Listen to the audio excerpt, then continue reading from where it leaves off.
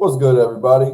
It's Too Generic, back at it again with your host, Cam Rich? and this week we're going to discuss Game 7 of the NBA Finals is later today at 5 p.m. Eastern Time, so 2 p.m. my time, I think, or is it 8 p.m. your time? No, 8 p.m. Eastern time. 8 p.m. Eastern? Oh, okay, so it's 5 Yeah. my time. All right, Yep. Starts a half hour earlier. yeah. So I'm pretty excited, It got a new NBA champ. It feels like this is something new, that the NBA is turning a leaf. And it's not like it's all homegrown talent too. I mean, most of it's homegrown talent, so you like to see that as well. Yeah, I'd say damn near Shea got drafted by the Thunder. He had a rookie year with the Clippers, but wasn't necessarily even a all rookie first team guy. Right. So it's not like he was perceived to be MVP caliber, and everyone knows that. And it's not like there's no super teams in this either, which everyone, has kind of been banking on over the last few years, and we see how it really hasn't worked out. Right. I think it's going to shuffle the league around in terms of like the cap and everything. I think there's a lot of teams that are. I think some are going to hit the reset button because they don't know what the fuck wins basketball games anymore. Right. Like seriously. I think we were talking about it earlier in the playoffs, way even before the Pacers even got to the finals.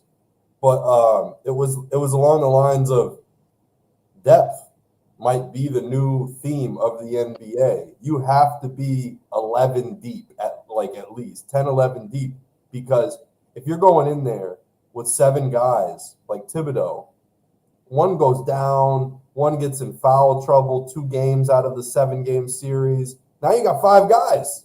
Right. And the rest are trash and they don't know how to play in the system and you can't trust them and you're really just hoping on a miracle. So that system is kind of dated, and we look for the teams that have like 8 guys. If you had 8 strong guys, top 8, that's pretty good because you kind of feel solid with the top 8. But this year, like, there's guys that are 11th, 12th men who sometimes come in and play and make a difference. Like Ben Shepherd, he's like the 12th man on the Pacers. Or you even see Why is he playing real minutes in the finals? And you see Tony Bradley getting minutes. Bradley getting meaningful minutes. There has been like some injuries and stuff for their big men, but he's still playing in a meaningful moment of the game. Right, and this goes down to the recruiting and the front office and finding guys who, hey, when shit hits the fan, they could go out there and hoop. Right. They might not be superstars at their role or anything, but they go in there and play, and they try hard. They play within the system, and it looks cohesive. They look like a team at all times. Yeah, and that Pacers team, there's no one that really goes off on that Indiana team. Really, it's typically balanced scoring. I mean, we saw it in Game 6. They had 4 of their 5 starters in double figures, and then 2 players off the bench were in double figures. So it's really just a balance and just a team effort all the time from Indiana. Right. Where it doesn't always necessarily seem that with Oklahoma City. I mean, it seems like it's a lot of Shea and Jalen Williams carrying. Mm-hmm. Yeah, it's been a lot more iso ball with the OKC team. I don't understand it with them. I feel like they need to share their sugar a little bit more. But at the same time, like, I understand it. You want like Caruso running the pick and roll? You want Dort running the pick and roll? Right. Like their offense is kind of predicated on these 2 guys running the show. The one thing you want is kind of more from Chet. And I think since Chet got shut down, he's having problems. So now everyone is kind of suffering that effect too. Because when Chet's going, it feels impossible because you're like, how do I guard this tarantula? And then, and then Shea and J-Dub are doing their thing. Right. And then you got this guy on the weak side, can catch an easy lob, dump off pass, could even kind of make the hockey assist. I like Chet's game. Like, Chet's a pretty fun player. But if he's not doing anything, and he's not finding ways to really, like, chip in statistically, I don't know why he's even out there. Like, at a certain point, he needs to produce. Right.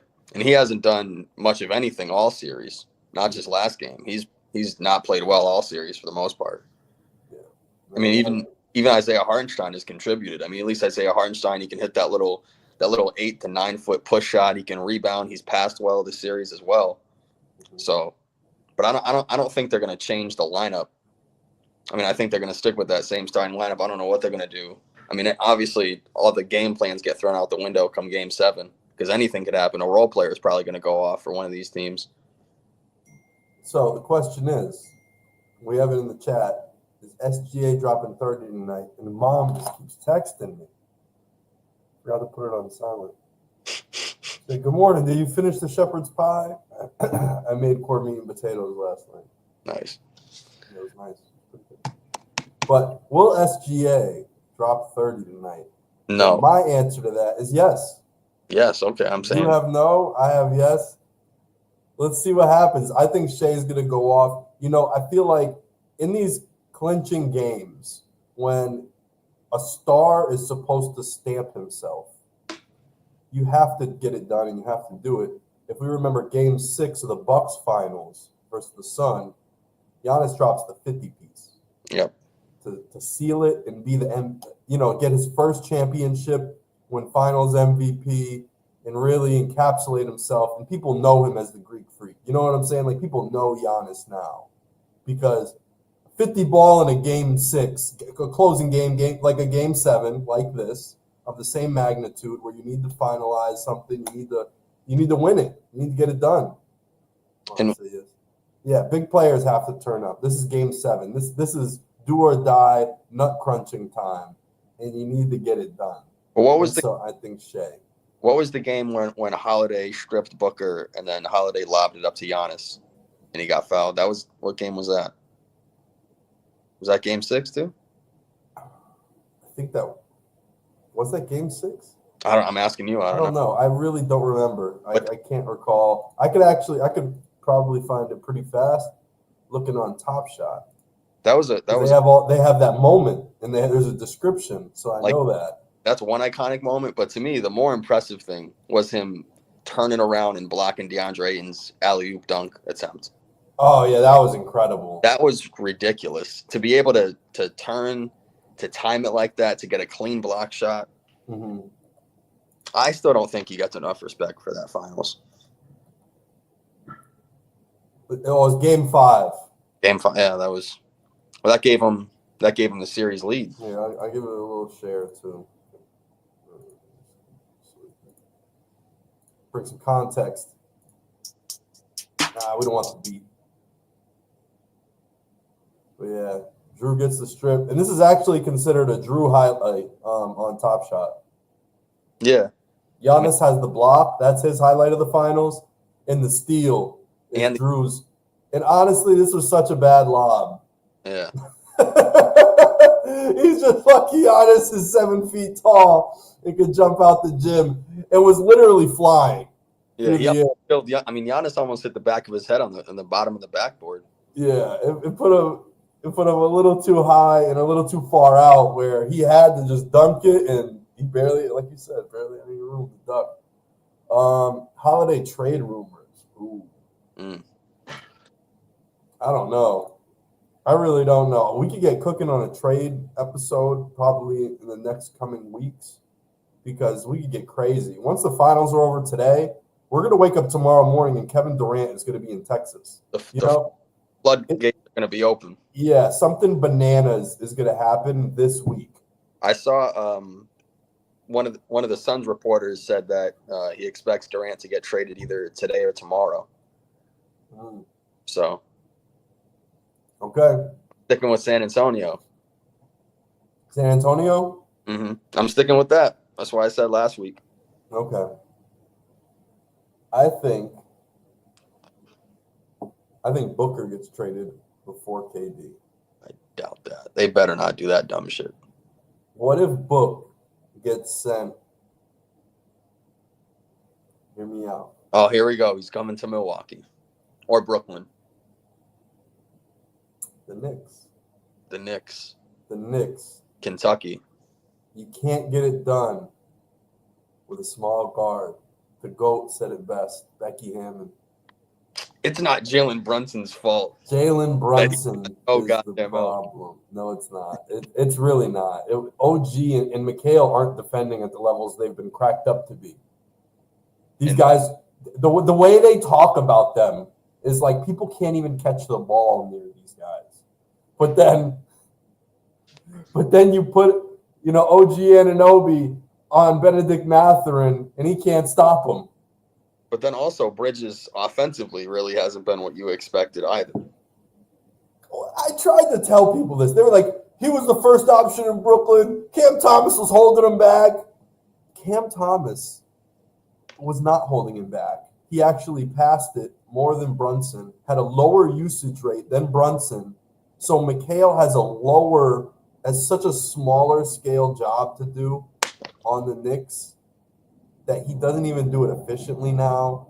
He's just sloppy. He's lazy because now he went from being a defensive stopper who had and he wanted to prove himself on offense. And then they brought him to Brooklyn, gave him shots he wanted, took a bunch of bullshit. Then he got used to it, stopped playing defense for a year and a half. Now he's on the Knicks. He doesn't play defense anymore, and he doesn't touch the rock as much, so he doesn't like playing offense anymore. So, he is not that same guy they drafted in Phoenix, and that's the biggest problem with Mikal Bridges. He's just not that guy. So when you're asking him to be that guy, it's not going to happen. Right. And plus, they fucked up the juju sending Dante away. Anything. They should have did anything to not have that happen. But I was hearing rumors that Dante didn't want to come off the bench. Doesn't matter. So he was the vibes would have figured itself out. So he was kind of okay getting traded. You know what's crazy? You know what's crazy when you say that to me? Because it would have been Hart going to the bench because he's a teammate, and Hart did go to the bench. So Dante wouldn't have went to the bench. If that was really the case, Hart would have said, fine. If all four of us want to start, I'll be the guy who goes to the bench, because that's what he did anyway. He eventually moved to that spot. So I think Dante could have stayed, and Hart would have been the biggest man there and said, you know what? I'll be sixth man. And then eventually, who knows? Maybe the chemistry or whatever happens. Maybe Dante goes, you know what? You're right. I have a little too much offense for this lineup. I think I'd have a blast with the second unit. And that you start mixing them up and doing different things. I feel like it could have worked itself out. But instead, they just went with, Dante's selfish. And then he went to the Minnesota and didn't start. So what are we even talking about? You know what I'm saying? These narratives build themselves. And the second you actually ask a question to them, it doesn't even make sense. Because, he was fighting for a spot and trying to get over Mike Conley. The whole year, people were talking about Mike Conley's washed. He's old. Yeah. He started over him. So he cried, I want to be a starter when he's with his friends. They send him off to Minnesota with nobody he knows, and he didn't start there. So, I don't know. I just think they fucked up the vibe. They really, really fucked the vibe of sending him off. Mm-hmm. It was like selling your soul. Because they didn't add anyone from Villanova this year. They just kept it at 3. And if anything, Ryan Arcidiacono isn't on the team either, because wasn't he on the team at the inception? Yeah. So, he's not even there. They actually lost Nova Knicks throughout the years. They lost more than they gained. They lost 2, gained 1 since they've been Nova Knicks. So they're losing their vibe, and it felt that in the playoffs too. They didn't feel like an underdog anymore. They didn't feel like this team every common man is rooting for, the bing bong fuck your life. It wasn't bing bong fuck your life anymore. It was like, we're a super team. We're here to stomp everybody and dominate. It was just a different message. It wasn't that New York tough. It was, no, we got blue chips. We got the best guys out there. It wasn't, we got the toughest guys. They lost the message. It lost the meaning of what it was to be a Knicks fan, and what that run was to be the Nova Knicks was this Villanova, a mid-major D1 who won 2 back-to-back national titles with these players, and now they're in New York City on the biggest stage together, still winning, going to the playoffs, making runs. Yeah, just trading one Nova Knick for the other was just such a bad vibe move, especially when that guy isn't a role guy anymore. Mm-hmm. He's a diva because he's not a star. Mm-hmm. He's a diva. So you traded a star role player, a guy who literally is a star in his role, for a diva, and that's what they got. And then they traded Julius Randle, who's an inconsistent dog, but he's still a dog, and he's still like a point forward, and he creates so many different options that most players can't do at the power forward position. So you trade a point forward and a six-man combo guard energy guy who could rebound the hell out of the ball and play a little defense, and Dante, love the big ragu. And you trade those two guys for Cat, another diva. Why did OG get traded from the Raptors? Because for 3 years he claimed he wasn't getting the right shot attempts, he wasn't being treated like a number one option, and he wanted to be a number one option. They traded for three divas. Three people who wanted out and wanted a better chance to be more offensively inclined. They all wanted to be the first option. So they went to the Knicks that already had a first option, and Jalen Brunson, who was an all-NBA guy. So now you got Jalen Brunson. Cat wants to be a first option. Bridges thought he was a first option for 2 years and clearly wasn't. And we could look at the stats. Cam Thomas averaged more points every single season. He averaged more points than Mikal both years. Obviously, like for the whole season, there's that little chunk where Mikal for Brooklyn averaged slightly more for the time being. But for the whole season, he's never averaged more points than Cam Thomas. Cam Thomas has averaged more points than him 2 times. They were teammates. So Mikal Bridges got, 5 first-round picks, 6 first-round picks for that. We'll take those. But I will say, like, people put, big expectations on the Knicks after they were able to, re-sign Anunoby. They got Karl Anthony Towns. They got Bridges. But I still think, I wouldn't say it was necessarily a disappointing season for New York. I mean, you made it to the conference finals for the first time since before I was born. So, I understand there was high expectations and people were, Right. The Celtics, the Knicks, those are probably going to be the top 2 teams or whatever in the Eastern Conference. Yeah. And they do need some things to work on. I think people need to give them a little bit more time. Yeah. Yeah, they do. They need to figure it out. They need to find some role guys, and they need to trade one of the divas. Straight up. They need Straight to up. They need to add some depth on the bench too, or they need to just start playing their bench players. You know what they can do? Bridges for KD. Do something like that. I know it sounds funny because they've already been traded for each other. Figure that out. Send Bridges back to Phoenix. He claimed he loved it. He was a way better player over there. And boom, Bridges and Booker can play again. I don't know. Figure that out maybe. But like I said, I think it's going to be Book that gets moved too. All right. Hopefully, Phoenix is probably going to go full blow up. Have Beal as the number 1 option. Yeah, why not? Blow it up. And you're blowing it up. Let Beal run it. Yeah, I guess if he's not going to waive his no trade clause. So as long as he's not going to waive his no trade clause, then hold him hostage until he waives it, and you could get rid of him. Yeah. Because until then, he's holding you hostage. Right. Right? That's what's happening. So as long as Beal is saying, nope, you're stuck with me. You're stuck with me. I'm not leaving. Then I think Phoenix is stuck. Their hands are tied, and they need to make a move. And I think the best move is potentially even to trade Devin Booker. Because if you think about it, Devin Booker has brought them a finals berth. He brought them a lot of, community engagement and everything else. Like, he is really good for the Phoenix organization. He's been a good face. He's never been in drama. He's not like, he's never in trouble. Yeah, he's never in like Zion shit. He's never in LaMelo shit. He's never in like any of the mess that you're like, come on, that's not what I want my star doing.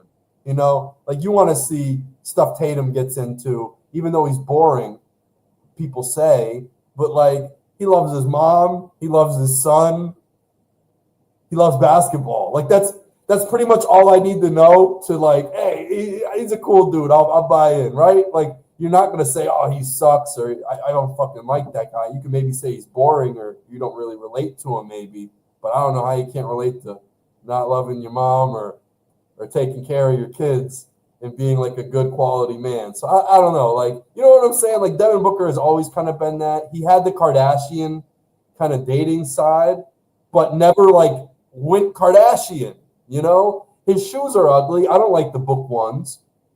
Yeah, I'm not crazy about them. Not at all. They look like a skateboard shoe, and that's what he kind of said he wanted to design it to look kind of like a little bit of an SB somehow. It has like a little features of a blazer or like an SB.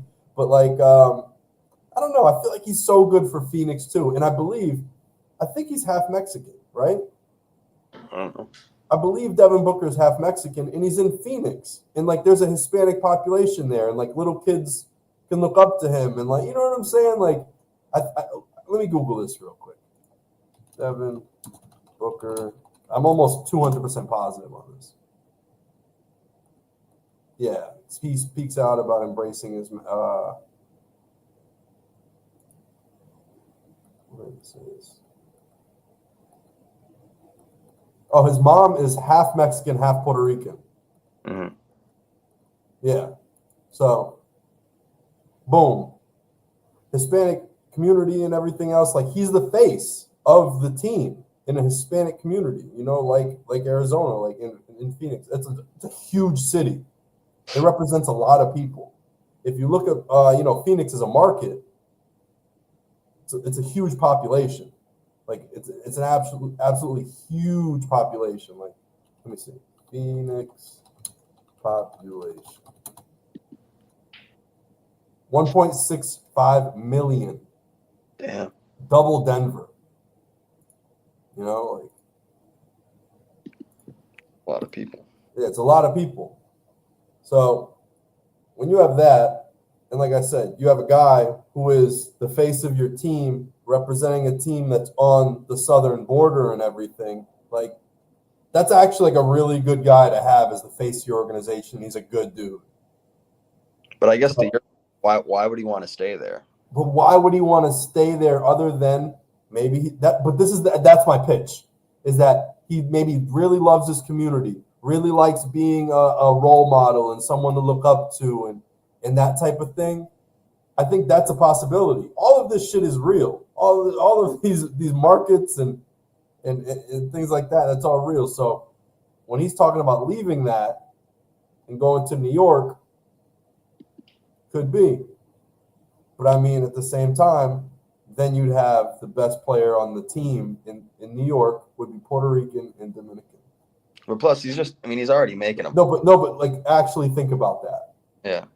Like we're from the area, you know, we're not from New York City. We're from Western Mass, and Springfield, Holyoke, Puerto Rican, Dominican, Caribbean, like all in our area, right?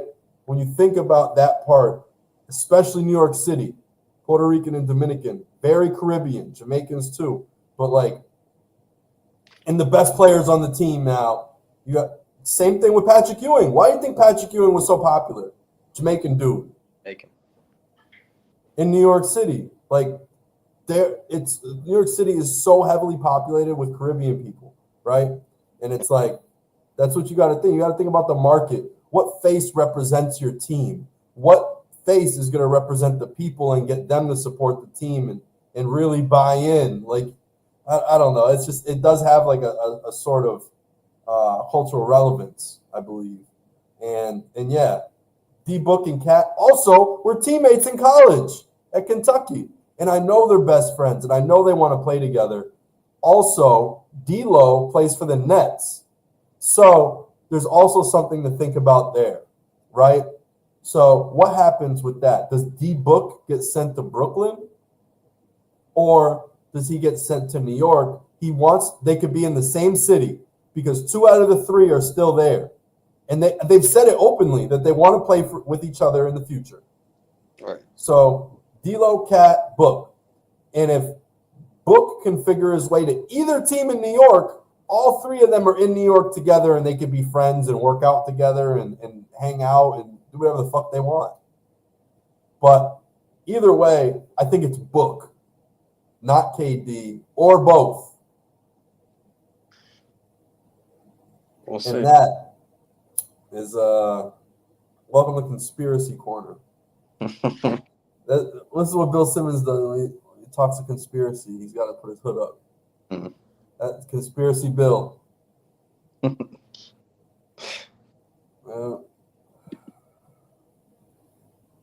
But back to actually, let's go to the UFC. Oh God, Oh God, a terrible card last night. Jesus, a lot of decisions. a lot of snoozers. Yeah. Usman looked decent. I missed that one. I was at work. I missed like the first Oh, okay. 4 fights. Yeah, I missed the first 4 fights. Put Usman's brother against John Jones for the retirement fight. Mm, Muhammad Usman versus John Jones. I like it. And Usman kind of needed that win because he had lost 2 straight. Yeah, that was a big one for him. He's old. Jesus Christ, he's 36. Yeah, is he the older brother? I don't know. I think so. Yeah, I think Usman's a little younger than he. I don't know. Yeah. Look that up.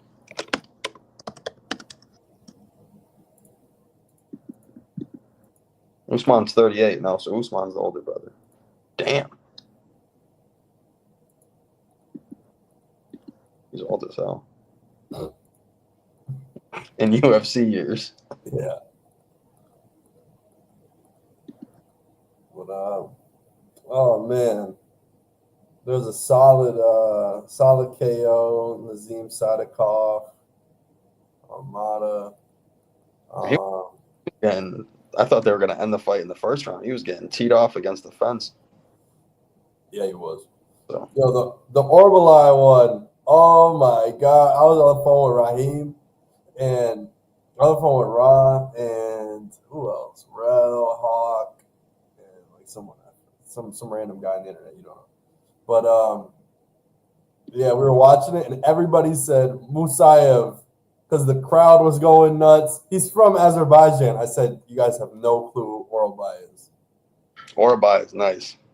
Like, he's nice. Orbalai is the original man, the Iceman, the caveman. Like he does. You can't stop him. Yeah, he's gonna survive no matter what. Looks like a caveman. Blades was gifted a win. Yeah, he didn't look great in that fight. He got beat up. He did. He got beat the fuck up. His nose was busted. He was bleeding from his nose. Both of his eyes were swollen.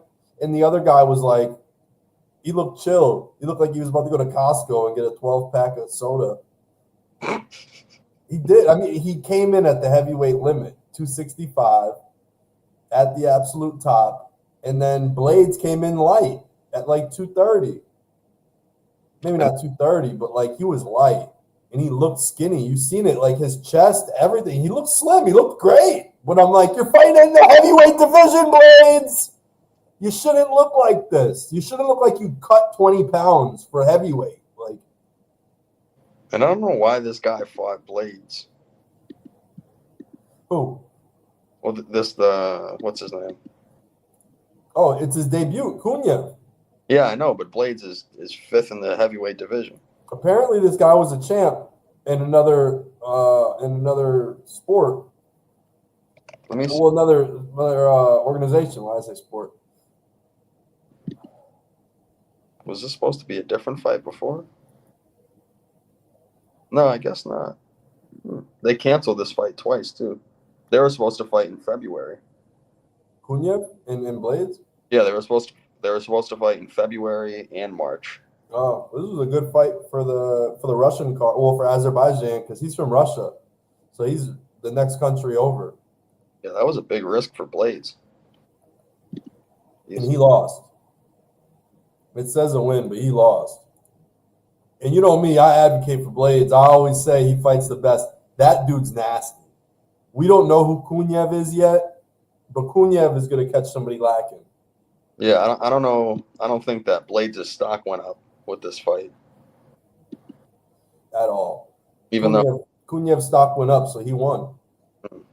You come out of that fight like, damn, Blades, you gotta get it together. right. Because I don't know how much he moves up in the rankings. He's 5th. He beat an unranked fighter. Yeah. By split decision. Fiziev with the big win over Bahamondes. He needed that. He did. He beat my guy, the up and comer. But it's all good, you know. Like Bahamondes is gonna bounce back. He'll be all right.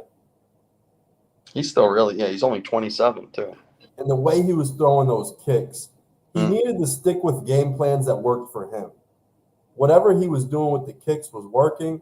He was getting taken down a little bit by Fiziev, but like it wasn't real.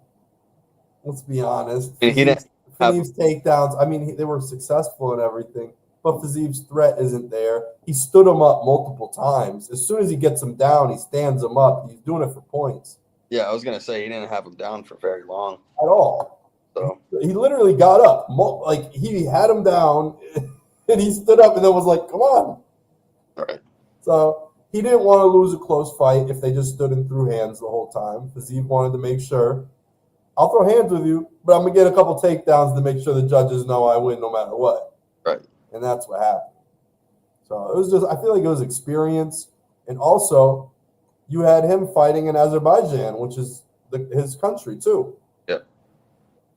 Not exactly where he's from. He wasn't born there. I learned that. I actually looked into it. He's not Azerbaijani. He's from, I believe, Kazakhstan, actually. Mm-hmm. So he's actually more like closer to Russia. But he needed that too, because he was big time. He lost 3 straight. So yeah, him versus McGregor. Connor's never coming back. Come on. Sadly, he's never coming back. Fiziev McGregor, I want to see it. He's out at BKFC getting coked up and promoting fights. Fucking McGregor, man. Come back. And then Jamal Hill versus Khalil Roundtree. How did you feel this went? I thought it was, I don't know. I thought Khalil Roundtree, like in the second and third round, he could have just second round on, he could have finished the fight. I feel like he was just really patient in it, and I feel like he wanted to go all 25 minutes. Like he was perfectly fine just picking him apart, kicking at his calf. Jamal Hill's right calf was disgustingly huge, and it was, and then he knocked him down. It says he had 1 knockdown. I thought he knocked him down twice in one of those rounds, but I don't know. Yeah, I mean, Khalil Roundtree just made it look so easy, and Jamal Hill really couldn't move from the second round on after he went with those calf kicks. And Jamal Hill was actually, I think Jamal Hill probably won the first round with the calf kicks against Roundtree, because Roundtree really didn't do much in the first round, or neither. Yeah, until that nerve shut down in his leg, Hill was winning. And Khalil looked sloppy. Some of the punches he threw in the first round when he was fresh, bad. But I mean, like you said, it got bad for Hill later in the rounds, and Roundtree looked better and obviously won.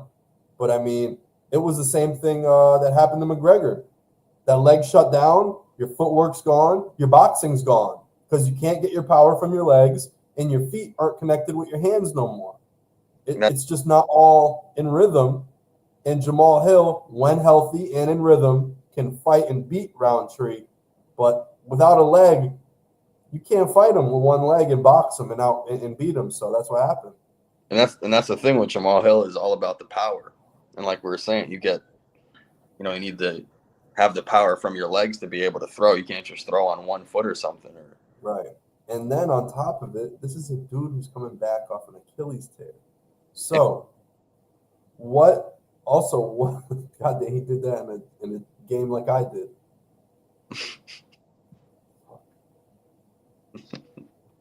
But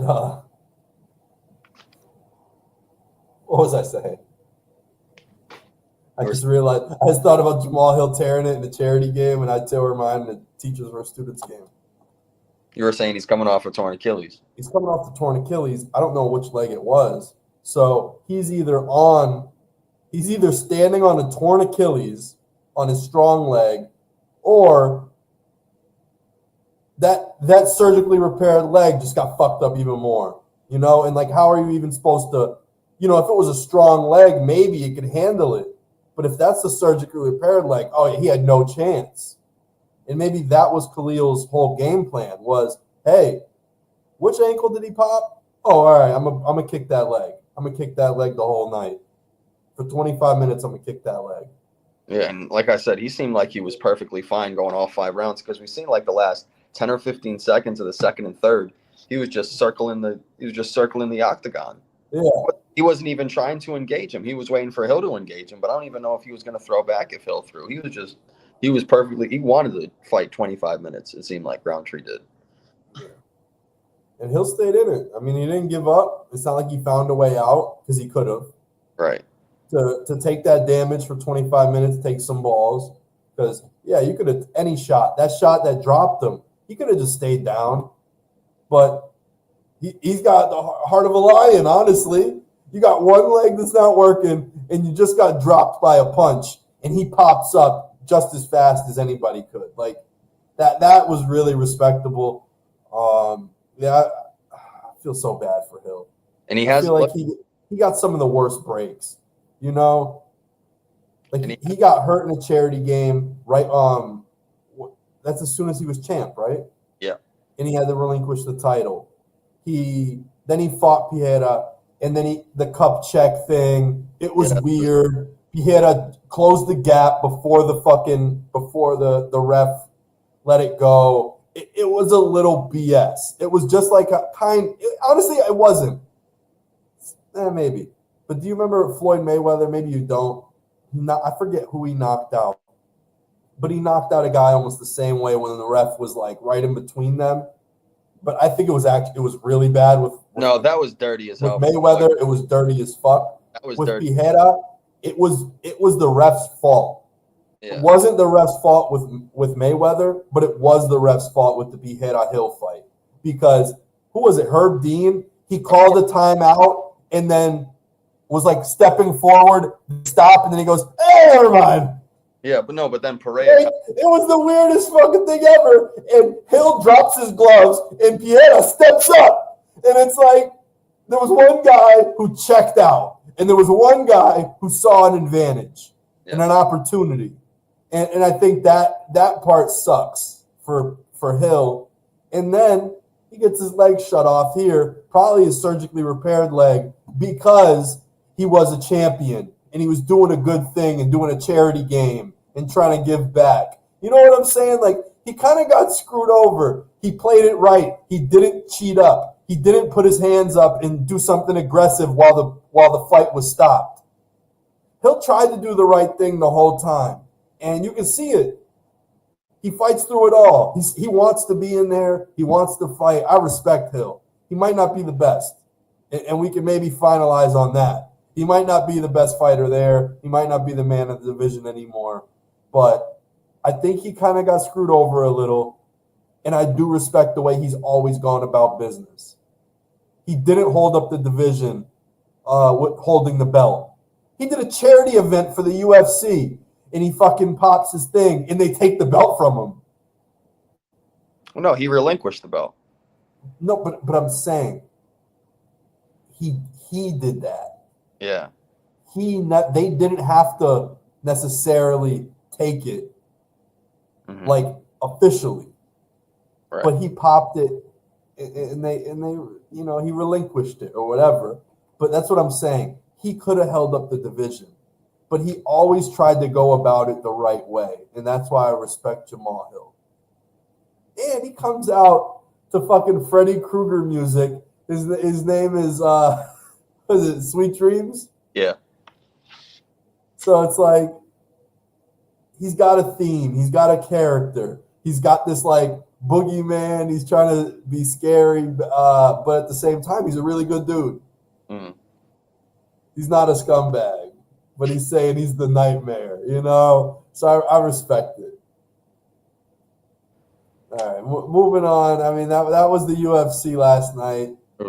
It was a fight night. It wasn't the biggest, pay-per-view in the world. Next week is the biggest pay-per-view in the world.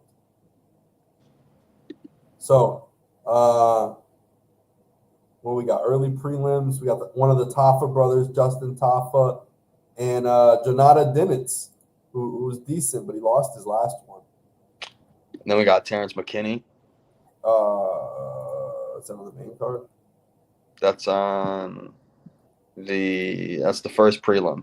Oh, the first prelim? Oh, I don't see it on Google right now. For me, what I see is Tracy Cortez's fight with Arujo, and then you got Hermanson versus Rodriguez. Yeah, I don't see McKinney. Yeah, there's 3 early prelim fights, and then he's the first fight on the prelim. But that should be a good fight because it's either him getting knocked out or he's knocking somebody out. Right, that's the McKinney way. Huh? I said that's the McKinney way.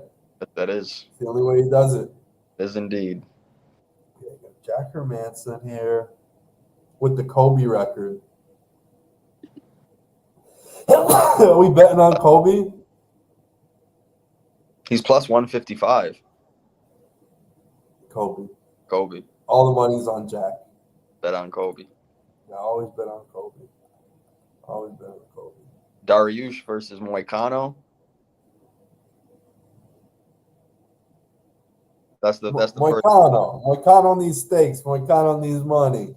Okay, that's what I'm thinking. Yeah, I'm taking Moicano there. Payne Talbot. I don't know. You think he's gonna do it? And he kind of came down to earth after his last fight. Right, that's what I'm saying. Or maybe he'll be back. Yeah. Kopylov and Paulo Costa. No, they canceled that one. Yeah, no, it's canceled. Royval and Van. That should be fun. All right. So, do they just want to have Pantoja just have the belt forever? Right. That's such an easy fight to me. I don't know. I think KKR is not in the same class. This 260 is really disrespectful to Pantoja. This is like if you put SGA versus Tyrese Halliburton. What, 1-on-1? Yeah. Yeah, to me, this is a really... They're not in the same class of player, 1-on-1. How is he getting this title? Can't guard him. Can't score on him. I don't think this is a good fight. Oh, yeah, he knocked out Usyk. That's how he's getting it. Yeah. He had back-to-back losses, then he knocked out one of the top contenders and got a title shot. Dang. What's KKR's nickname? Don't blink. Who is it? What is it? Yeah. Yeah. Blink. Yep. I don't think he has a goddamn chance.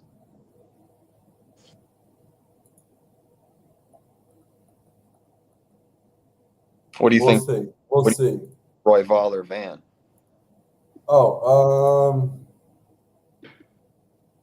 We sticking with Van's hot streak? Yeah, we riding Van. Pause. We're riding the Van. What do you mean? No, you said we riding Van. We riding the Van. No, you didn't say the Van. How's it the Van? Say the. You didn't put the there first. El Van.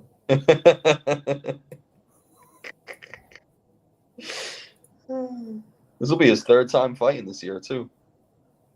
That is a lot. So I don't know if I don't know. That's bad, actually. I typically don't like 3 fights in a half year. Yeah, Royval. Give me Royval. This will be Van's third fight since March. Oh, my God. So, I don't know. And what are we thinking for this main event? Oliveira versus Ilia Topuria. Bet the house on Olives. Olives? Plus 300 on Olives? So I want Mind? the Hermanson Oliveira parlay. I like it. And put Pantoja in there just for the thrill. Yeah, because you'll get a little. You get a little boost, even if it's minus money. You get a little plus 50 on the parlay. It's just a layup. it's I don't know. I think I'm taking Oliveira. I don't know. Yeah, I'm taking Oliveira too. There's And in what world? I feel like Charles Oliveira listed at 5'8". Am I tripping? he seems tall. He's never been 5'8". Why in my head has Charles Oliveira never been 5'8"? Because he's not.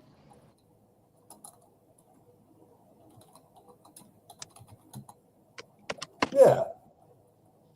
It says he's 5'10" over here, but then when you go to the UFC events page, it says he's 5'8". They're trying to make him look smaller against Ilya. They're doing everything they can to make you pick Ilya. And what's the reach here? 74-69 in Oliveira's favor. And Oliveira's a long ass arm. That's what I mean. It's going to be hard to Poirier to, to get into a good range to me. I agree. I think it's going to be a really hard fight for him. And just Oliveira's, if I think he's going to submit him. Yeah, if he gets down, I think he's, he can get a submission from his back if he gets on top of him. And he's too small. Like on the ground, you know how big Oliveira is? Like that's a big dude. I think people forget that. But then also you got to think about, Oliveira has gotten rocked quite a bit and he's gotten knocked down, but he still won, some of those fights. And you also got to see if Toporia's power translates from featherweight to lightweight, but also for Topuria, he's not cutting as much weight. He's cutting 10 less pounds. So I don't know. There's some different ways to look at it, I guess, but you got to see if he actually has that power for lightweight or if he hurt lightweights. And Topuria is not really a guy he's not necessarily going to throw a lot. He's really patient. Like he's fine going in there all 5 rounds and just picking his shots.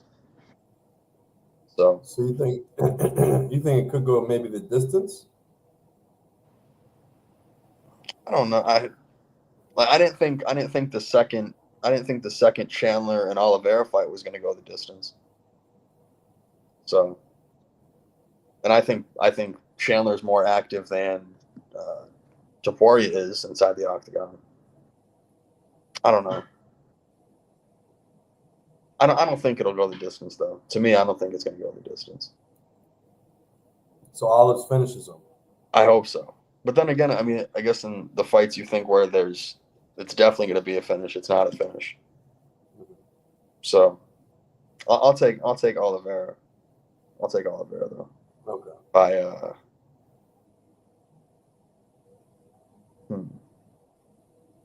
Oliveira by KO second round.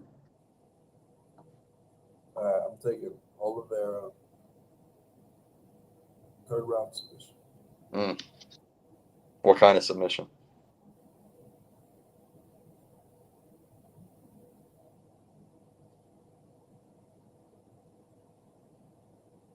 Armbar. I like it. He's got an armbar. All right. I like it. You know what we've seen a lot of is the Kimuras lately. Yeah, we saw Kimura from a ton of Kimuras. We saw Kimura this week. Saw Kimura last week. Might have seen it Kimura the week before. That's a scary submission. It is. It really is. But yeah, we've been seeing a few of them. So maybe I'm thinking the arm submissions are in, but it can't be a Kimura, and he's not going to catch him with a Darce. Right. Because I don't think Topuria is going to be going in for takedowns and shit. You know what I'm saying? Like he's not going to dive in at his midsection to get Darced. I don't think he's going to be in the position at any time to get Darced. So yeah, I'm going to say armbar if anything. But do you think Topuria is going to try and shoot for takedowns? Topuria, no. Because he does have 8 wins by submission. He's got some ground game, but I don't think he's going to submit And he's got Oliveira. he's If he got submits Oliveira, maybe you got to change his name to Legend. all right. But we got to call him that. Yeah. He's got 1 win by submission in the UFC. Over who? Bryce Mitchell.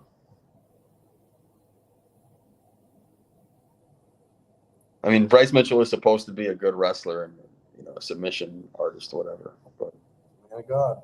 supposedly. But I mean, he has had takedown. He took down Max Holloway twice. He took down Josh Emmett 3 times. His UFC debut, he took the guy down 5 times. So it is there, I guess. It's not. But can he take down Charles Oliveira? I think that's kind of tough. People get stuck in the just throwing hands with him. But I mean, if he does take him down, I don't think that's the worst position for Oliveira to be in. Because he can pull off the submission from his back. So, I don't know. I'm taking Olives. Yeah, I'm taking Olives. I just think Olives is too much. He'll pick you apart, and then he'll just back you down with that jab, that big power jab he has. He catches a lot of people off with that because his arms are so long, and he's really strong too. So, And I just think, just comes right down the middle. and I think there's just too many ways for him to win. Yeah. I see there's more ways for him to win over Toporia's ways to win, so I'll take Oliveira. Yeah. If you with Charlie Olives. just hope he makes weight. Right. So what are we going with tonight? Thunder Pacers. Thunder. What's our predictions? I took the Thunder in 6, so I think I'll just stick with the Thunder, unfortunately. I don't want the Thunder to win, but I'll stick with my pick. You don't want Cheddar to be an NBA champ? I don't want to see that. Not at all. But it was what I went with. I'll stick with it. I'm hoping it's the Andrew Nembhard game, and he drops 35 and hits 10 threes or something. That's what it's going to be the game of role players. Why can't Siakam just go off and win Finals MVP? That would be great too. And that'd be really good for Siakam's resume. He has 2 championships, one time being the second fiddle, this time potentially winning Finals MVP. Because I mean, who would be? I mean, he'd probably be in the lead, right? Yeah. For Finals MVP right now. And if they win today, I'd say it's because of Siakam. Right. Because there were games where Halliburton didn't do well. Halliburton's been hurt. He's been playing hobbled. So, I mean, he's not playing to his full capabilities. So I don't want to say like he sucks or something. But he's not doing everything he could. And he's relying on his team more. Nembhard's bringing up the ball. Like there's ways that Tyrese Halliburton is staying away and taking care of his injury and nursing it within the game. So, yeah, I'd say it's probably Siakam. Siakam by a mile. Right. Because no one else has really been as consistent as he's been throughout the series. And if the Thunder win, I'd say most likely Shea, but he had a terrible game 6, and then game 5, J-Dub dropped 50, right? Or 40. 40. Yeah. I was mixing it. I was say game 4 dropped 50. I mixed it up. Game 5 dropped 40.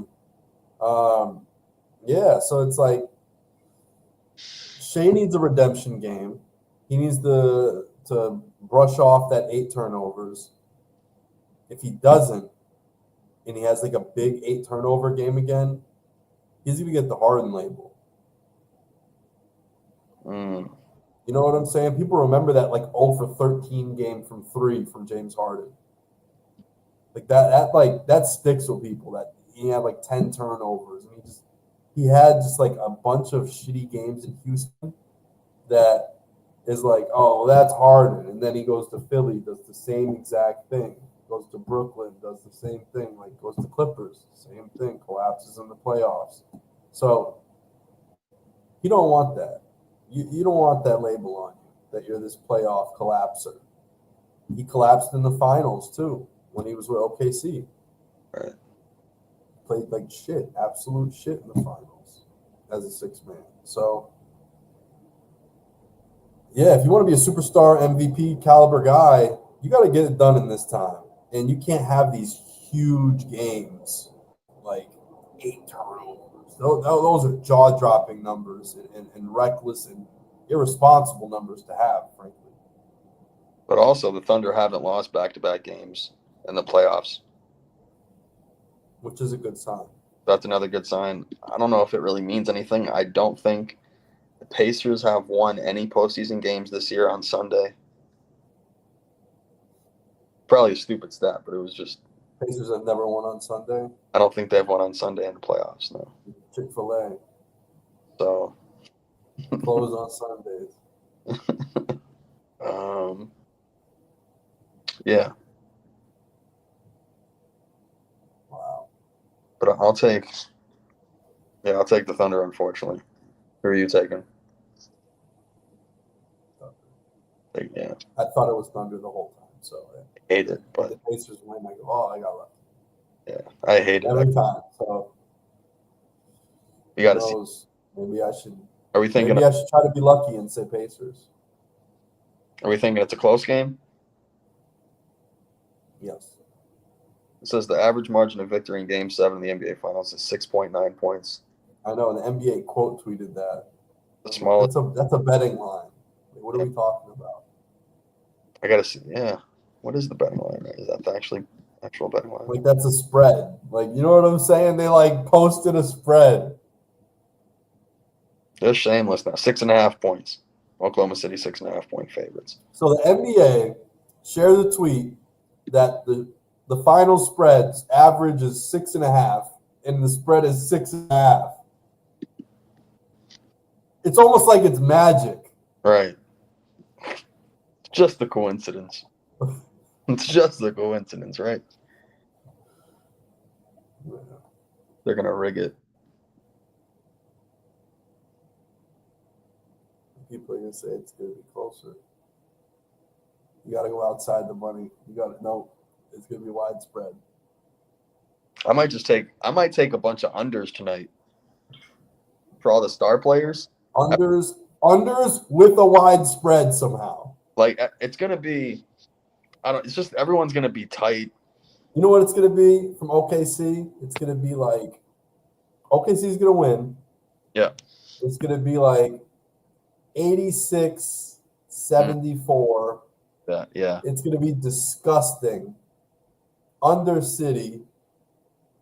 And then also it's gonna be on OKC. There's gonna be like 6 players with double figures. I could see that. I could 1,000% see that. That's what it's gonna be. So nobody's gonna slam their over, and everyone's gonna be, oh, J-Dub's gonna go off tonight. This Chet's gonna go off tonight. Everyone's gonna go off. Nobody's gonna go off. It's gonna be a team collective, the same way all their interviews are, same way everything. It's gonna be a story, and they're gonna come together and win it together, and they're gonna do their interview together at the end, and be like, we did this. This is not a one-man show. It takes a team to win a championship. We're brothers. And they start woofing and barking like a dog and a whole bunch of shit. The OKC way. Yeah, I'm gonna take the under probably on Shea. I'll take the under on Siakam. Might take the over on Shepherd. There you go. I took the over. I don't know. Too bad you don't have your mustache. You should have really thought about having the mustache for Shepherd. I know. I just shaved last night. Ben Shepherd. No, take the under. Yeah, take the under. Save the stash. Take the under. Like I had a 2-leg parlay.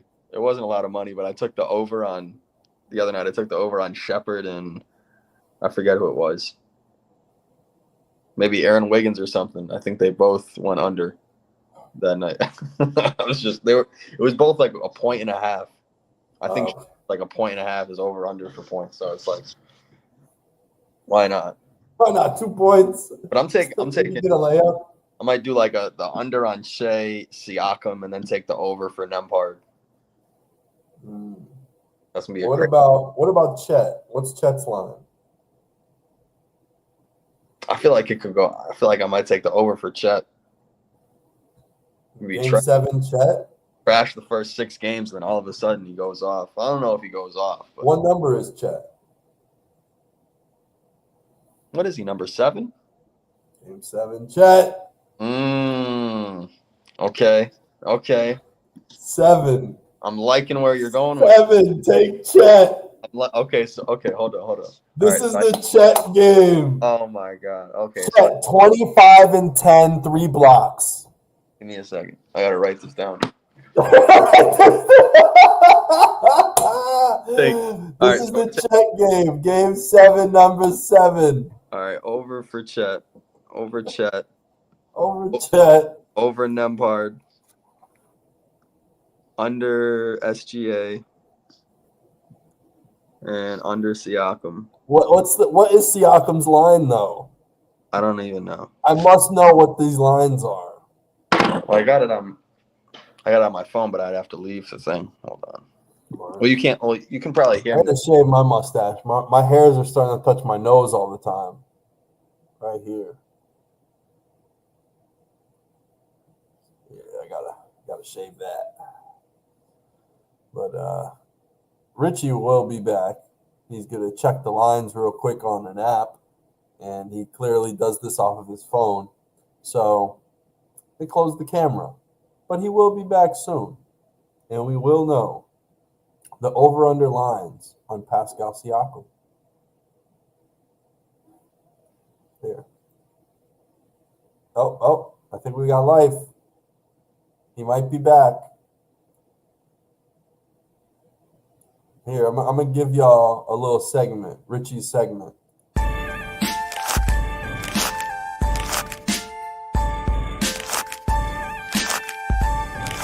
All right. Can you hear me? These are Ritchie's betting picks. Too rich. Can you hear me? Yeah, I can hear you. Okay. So the over on Chet, 15.5. That's actually high. That seems I don't like that it was a lot lower. Yeah, I don't know if I'm the touching price picks had it like 11. I'm telling you, that's what I'm saying.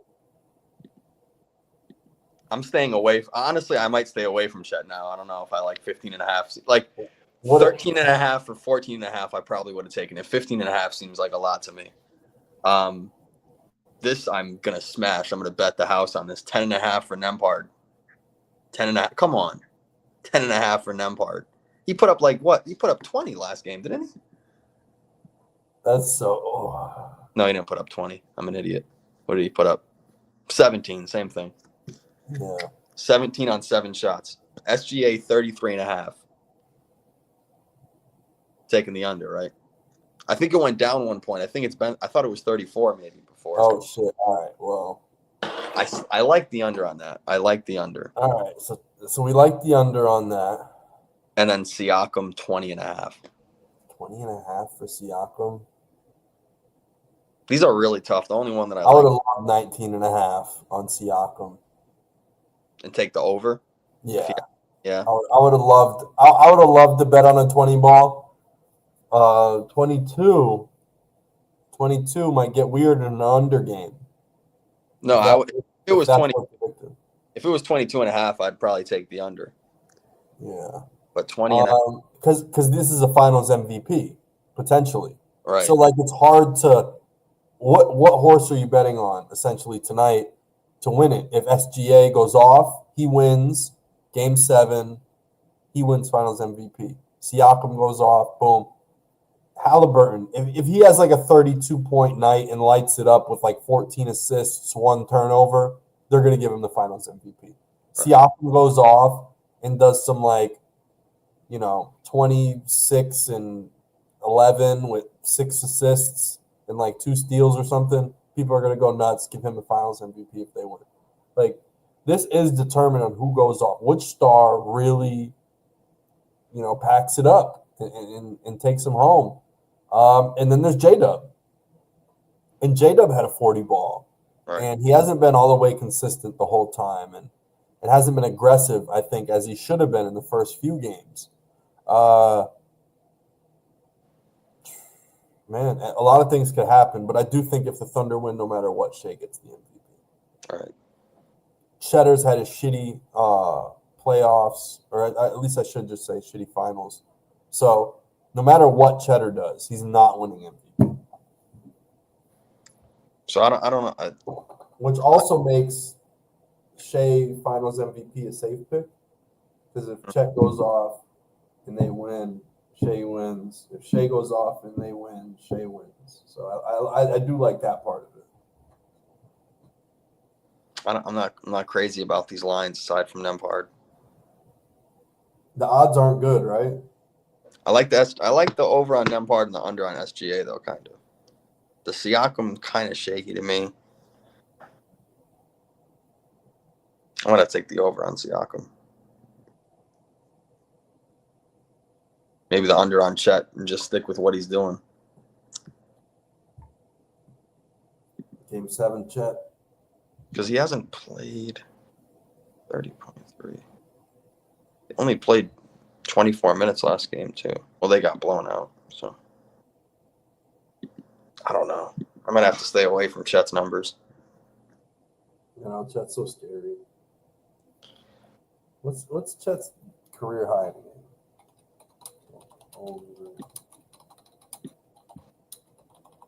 The postseason, he's had 36 is his first. highest point score ever. He had 24 in the first round, game 3 against the Grizzlies. It's the most he scored in the playoffs, I think. He's had 4 games in 2025 with like over 22. So he dropped 22 versus Brooklyn, 22 versus Detroit, 22 versus Phoenix, and 23 versus Boston this year. I don't know. Yeah, it's going to be wild. I might just take a bunch of role players tonight. I know it's going to be really weird. So yeah, I think you go under on Shea. What's J-Dub? You want me to look again? Surprised you didn't look. Hold on. So now we're going to figure out what J-Dub's line is. So while we wait, enjoy Ritchie's segment. Too rich, and you can make some money on Ritchie's picks.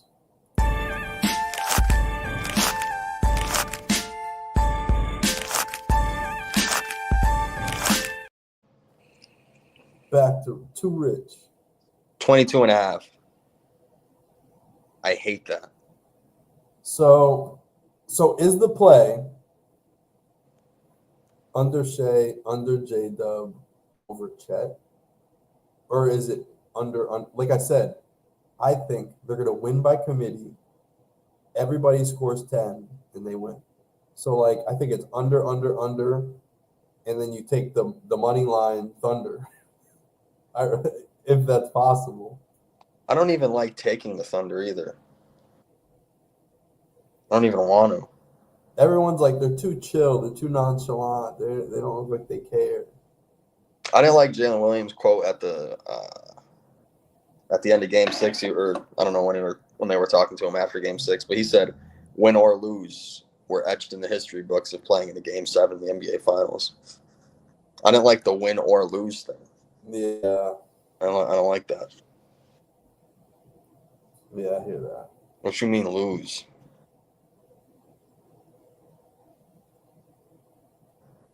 I don't know. This is really. I'm taking the Thunder tonight, but I don't know. I think I'll take the. I'll definitely take the over on Nembhard and the under on SGA. And I feel like taking the over for Siakam.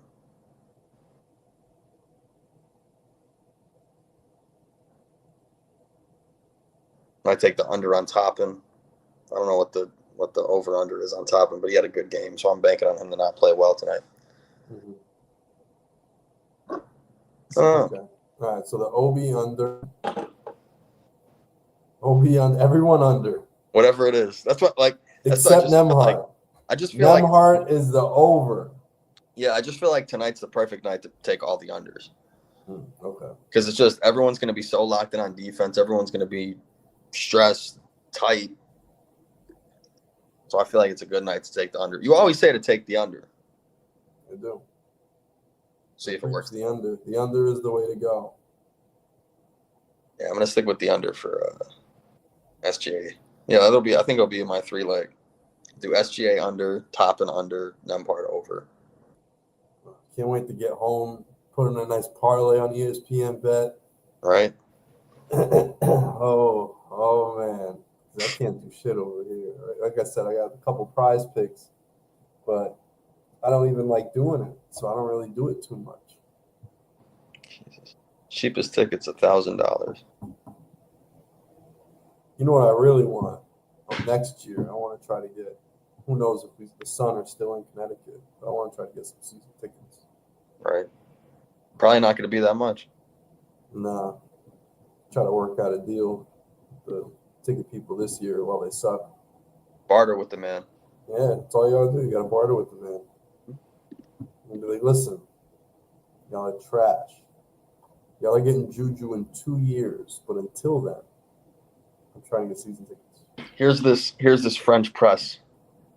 Here's this French press. I will not pay for this French press. Oh my god. I went to Mary's like last month and she was like, "You got a new French press?" She really got a French press. I can't make it. When you said it, I almost thought you were talking about it for a half a second, and then I realized what you were referencing. That's crazy. Oh my god. Yeah, she got a professional one. Like it's like a one that would be in like a store. So she saved up. It's real nice. And what is a French press, really? I don't know. It's just like roasts espresso in a way that she loves because it was made in the 50s. I don't even remember what it looked like. It's like it's something, but she's got a big coffee contraption. Yeah, it looks kind of fancy. Yeah, it's like something you'd see at a coffee house. You go to like a little coffee shop, and that's what they're brewing all their espresso out of. It's not like a little homemade little Keurig type thing or anything like that. There's a whole Wikipedia page on French press. See, Dennis knew what's up. Yep.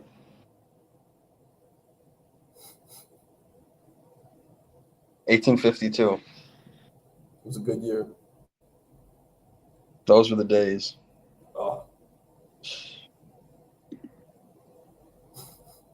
Those were the days. Oh, to be in 1852 again. Man. No NBA though. No NBA. So I don't know what I would do with my time. You die at 40. Right, you die at 40 of typhus. Yeah. You get a stomach ache and you die. People get a headache and just die. Like, you die of some diarrhea or something. Literally, dysentery would kill like 15% of people. And it's like, what do you mean? You had the shits? Now you just take some Pepto-Bismol. You're all set. You don't even need to. Just drink a little water. Yeah. Like, rehydrate your body. It's literally a common thing. Eat some fruit. Eat a prune. It'll flush your system out. You need some fiber. Have a couple grapes. But yeah, we live in the comfort of like knowing everything, I think. Yeah. You know, so maybe it wouldn't be great to live in 1852. No, maybe those weren't the days. Yeah, maybe they weren't the days. There weren't a lot of things back then. No. Did they have socks? Were socks invented in 1852? When were socks invented? I don't know how we got on this.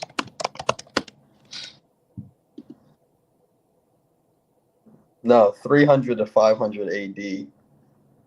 We were cooking. We were cooking. 1,500 years and socks are just socks. Yeah.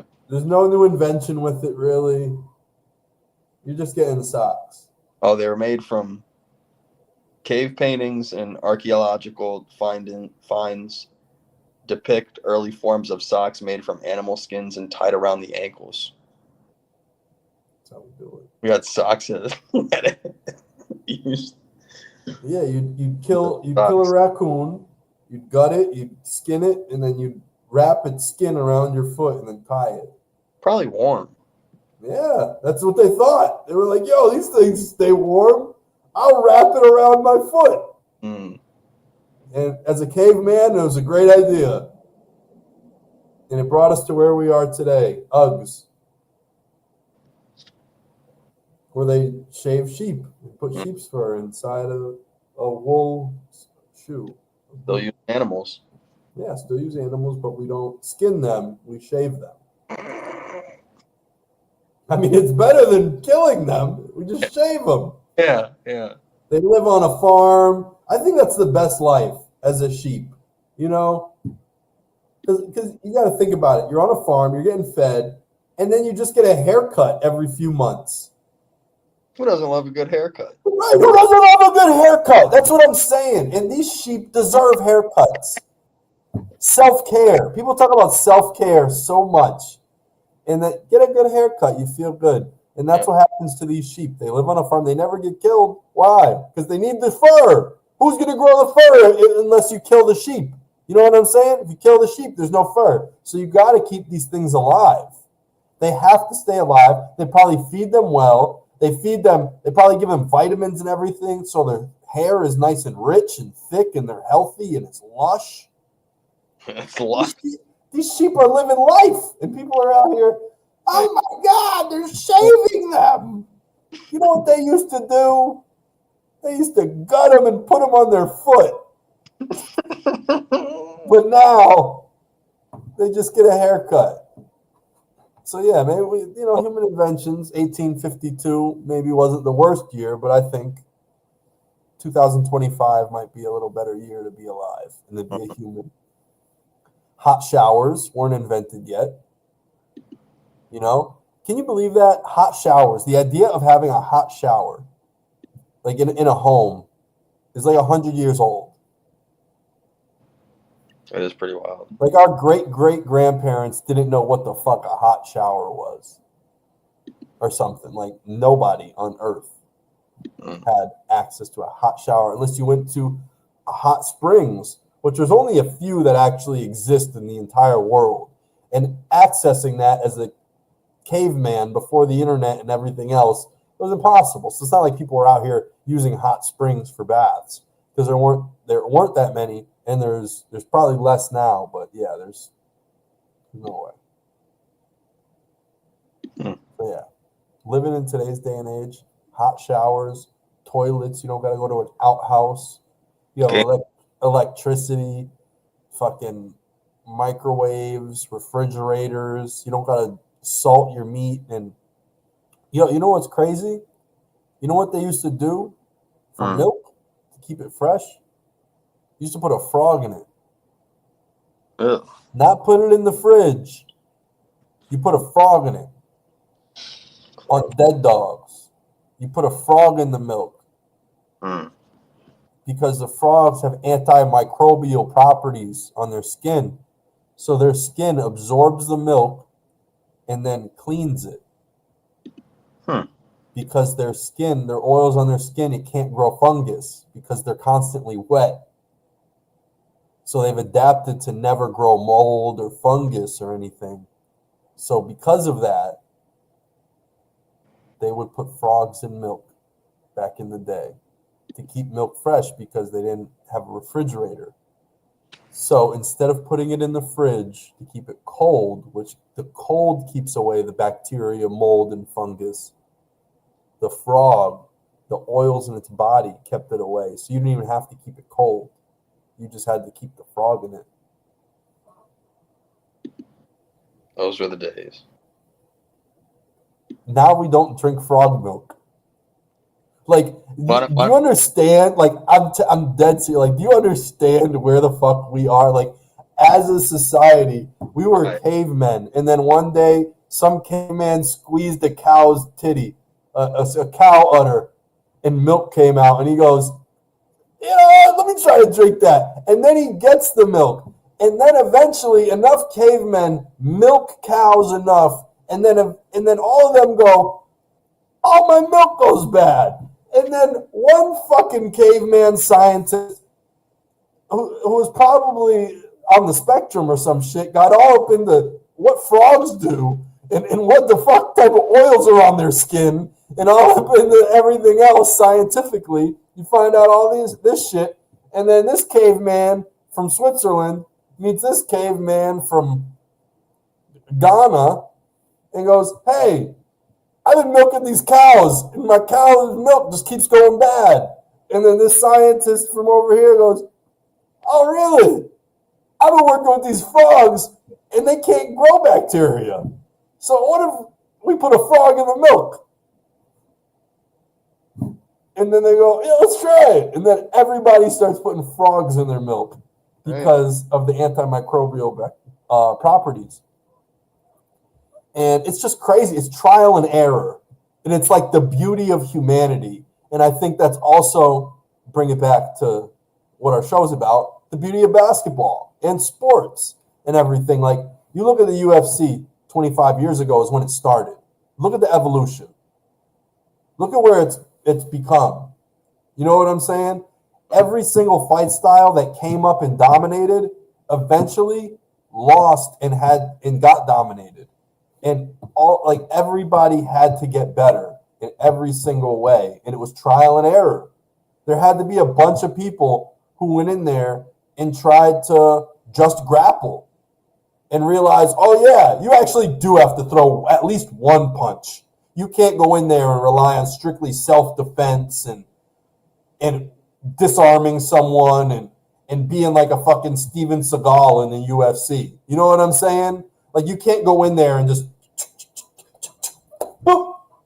and it doesn't work. No one has ever gotten put to sleep on a pressure point in the UFC. No one has ever done any of these martial art type things. It has never worked. You know what I'm saying? Like, some of this shit has to be done trial and error. At some point, motherfuckers thought Steven Seagal was the best fighter in the world.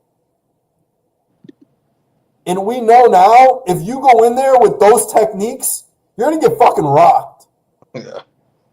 And that's just it. Through enough trial and error and human error, we now can see what works and what doesn't. And that's what it takes. Same with basketball. You think about the growth. Think about everything. Think about Bill Russell. Who would he be today? I mean, he'd probably have a work ethic to be better. He probably would follow, workout tutorials and YouTube videos, and he'd have a personal trainer, and he'd have a better diet. But, like, to a certain extent, you just kind of got to go with what we have. And that player couldn't play today. And that's a tough pill to swallow. But at the same time, you have to give him the respect because he tried it when there was no anything. Nobody knew. There wasn't a YouTube. There wasn't an ESPN. It didn't exist when Bill Russell was playing. There wasn't Sports Center. There wasn't highlights. It was, hey, we just invented this game. Go play. You put the ball in the hoop. You dribble it around. Get creative. Have fun. And through 80 years, people have gotten creative and had fun. Allen Iverson, Jamal Crawford, you think of the craziest shit. Steph Curry, craziest things you ever seen. Vince Carter. There was no Vince Carter when they invented a rim and a ball because nobody thought to do that. Who would do a 360 through the legs? That would be the first thing that they would do. You know what I'm saying? Like, it took years of trial and error and probably an accident. Someone went to go dunk, and then a guy was there, and he turned his body. Oh, and then he dunked. That guy just dunked backwards? And this was 1940. Everyone at the gym, oh my fucking God, he dunked backwards! And and it just grows from there. And then some guy does a 360 because he goes, oh, he dunked backwards. Let me try. And he overspins. And, whoa, I did a 360. and just these things eventually happen. There was the guy who eventually did the first dunk, the first three-pointer, the first of everything. And nobody knows how to do it efficiently until you do it enough. So, yeah, I don't know. It's interesting. I forgot how we got to the milk and the frogs, but I tried to bring it back. Everything evolves through trial and error. So even the best podcast, too generic. We're getting better through trial and error. Yeah. Right. Right. You brought it all back. It comes full circle like a Curb episode every time. Just know that. And on that note, just got to play the music out and leave. But anything else with the WNBA? Anissa Morrow has been going crazy the past 2 games. Letitia Amir. Yo, I picked her up in fantasy. She's going nuts. Well, because Temmie's out because of Eurobasket. Everyone's out because of Eurobasket. Yeah, everyone. Xander Lassini is out over there. And I think maybe one other player for the Valkyrie. Who? Janelle Saloon. Oh, Saloon? Yeah. I think there might be somebody else. Salon. Isn't that that's Tajon Salon's sister? Who's from the Hornets? From the Hornets, right? Got that ugly ass shot. Yeah, but Janelle, she could hoop. She's played really well. She could fucking hoop. Tajon sucks. Straight up. He is not a basketball player. That is just a large man. That is a large athletic man who is not a basketball player. But he's a large athletic man. You could still go do stuff. You could have fun. Go play football. I'd go play tight end if I was him. 6'8", 6'9". What are you saying, my bad? I had her in fantasy. Did you cut her? Yeah. But they say that that Eurobasket is done by the end of June. So, I just dropped Jonquel Jones is out for the next 4 to 6 weeks with an ankle injury. Hold on, someone just commented. In what hour does the game start? Because I live in Europe and I want to watch. All right, so the game starts 5 p.m. Eastern Standard Time. So whatever time it is in New York at 5 p.m., base it off of that. I don't know exactly where in Europe. You said Europe. Europe could be anywhere. That could be UK. That could be all the way to Ukraine. So, but yeah, I don't know what time zone you're in. But 5 p.m., right? Or wait, is it 8 p.m.? 8. Well, they're in 8 p.m. for you. I'm in the West Coast. Sorry. What are they? 5 p.m. for me in the California. In New York, it's 8 p.m. And where are they tonight? Oklahoma City. So what's that? Sorry, TME. I was thinking about Europe time zones too much, and I tried to bring it back, and yeah, it'll be 8 p.m. Eastern Standard Time, 5 p.m. for me today in California. But I'm excited. Like, Game 7? We haven't had a Game 7 since 2016. And that was a great Game 7. Yeah. So we have, 9 years? It hasn't been that. You know what was really cool? Was I realized it's been 50 years since Rick Barry won a title. That's great. Yeah. I talked to Rick the other day, actually. Nice. Yeah. Talked to him on Father's Day. Yeah. Then with Happy Father's Day, he sent me a little Happy Father's Day gift. The old man pictures that move? Yeah, you told me he always sends you gifts and stuff. Always, but he did it again. It's just so funny because it's stuff like my meme does. And it's just like the old move. Yeah. That was the old way to send like a meme or anything. They're like, I would send this GIF picture. Anyway. But yeah, 50 years, and he won Finals MVP 50 years ago. Mm-hmm. Swept the Bullets. Did you see my tweet? I saw. Oh, you saw it? Oh, okay. So I was about to do the whole thing, but yeah. So they were underdogs every game, by the way, betting underdogs, and like the public was like, it's almost like the Pacers Thunder, but it was the opposite, you know. But it was just like everybody was writing off the Pacers. I thought it was going to be a sweep. Well, I mean, the Pacers have been the underdogs in every one of these games, still. So Right. So that's what I'm saying. So imagine if the Pacers swept the Thunder. That's what Rick did yeah, as with the Warriors. So he swept the Bullets, who were expected to win every single game. They were predicting a 4-0 sweep for the Bullets, and they got swept 4-0. So yeah, 50 years since then, 30 points. Shit was crazy. Like 3.5 steals a game. He was all over the place. 93.5% from the free throw line. Like Rick Barry, a living legend, and should still be appreciated as such. So yeah, I don't know why the NBA or media doesn't get him more involved. Like we still have legends alive. You know what I'm saying? Like Bill Russell had a really nice run. The Celtics know how to treat somebody and knew how to bring them around all the time. Always would have him front row.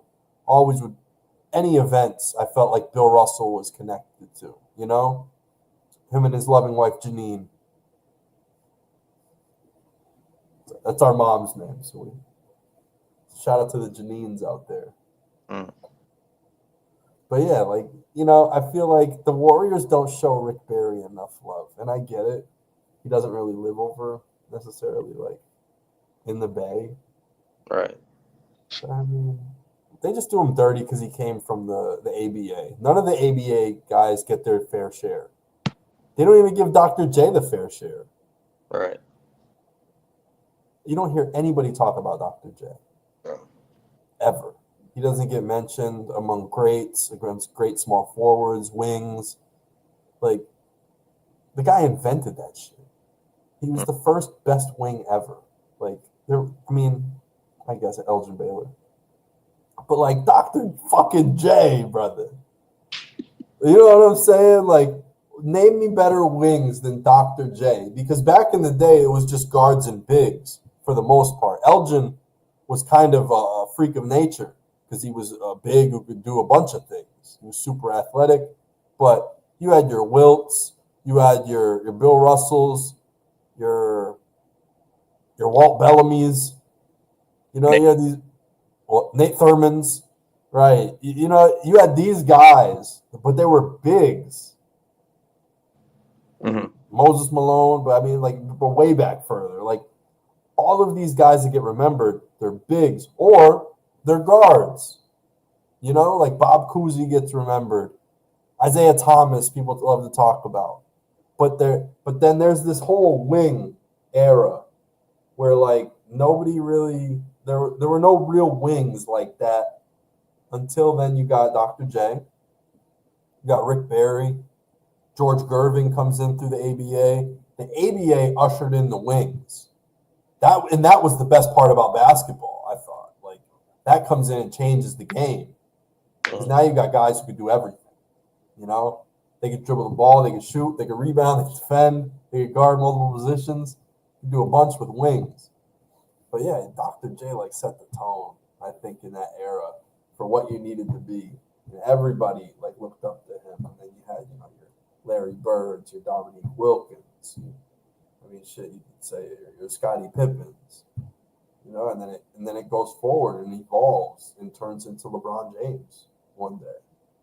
And now we have, you know, Giannis, the evolved version of LeBron, you know, in its own way. You know, maybe not skill necessarily, but like this body type and bigger people, longer bodies are able to do different things now. And now you got Paulo, who's like Giannis and LeBron put together. And this motherfucker is a bucket. That's his mindset. Right. And he's both of these guys' skill sets, but he wants to score. And that's the scariest part because LeBron was never a score first guy, but still got 20 plus a game.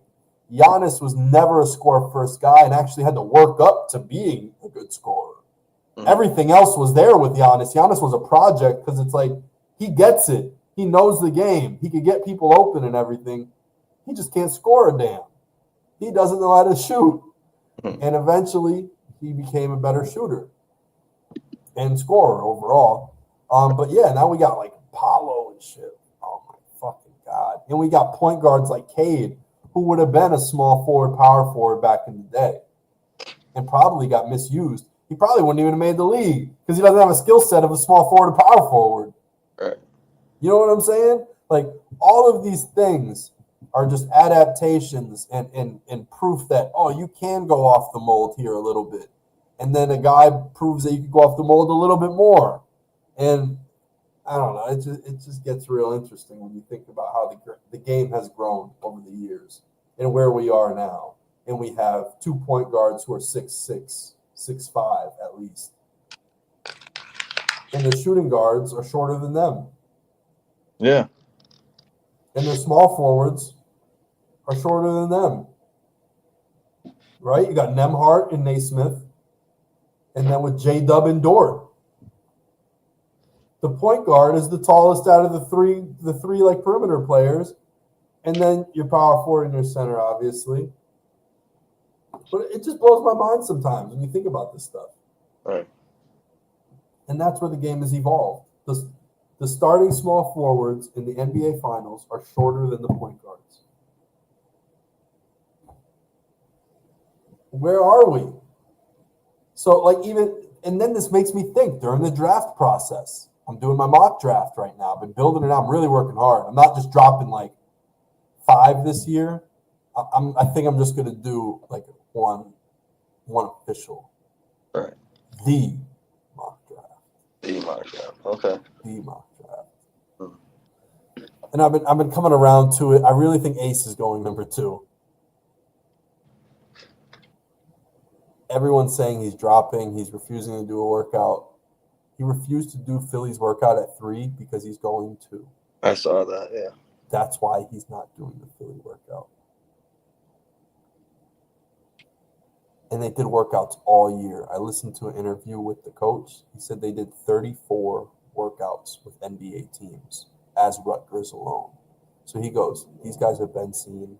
They've been in the McDonald's All-American games. You don't need Ace Bailey to show up to your private workout. He did the combine. He did the measurements. He did everything you needed him to do. He showed up to everything. What more can you ask? He goes, he just didn't do your workouts. You know?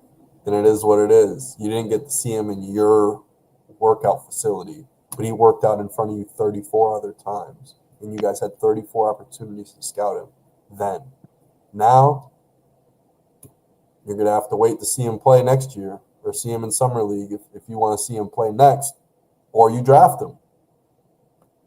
And that's the whole thing is, do you want this guy, this 6'8" wing? And I think you should. Cam, Durant just got traded somewhere. I can't see because I don't want to leave. All right, I got you. All right, Breaking news. I'm on Twitter. I'm on Twitter on the breaking news. Where is he going? Holy hold on. Holy shit, where is he going? We'll be experiencing some turbulence. So no. 10-15 minutes. Flight crew, please prepare for takeoff.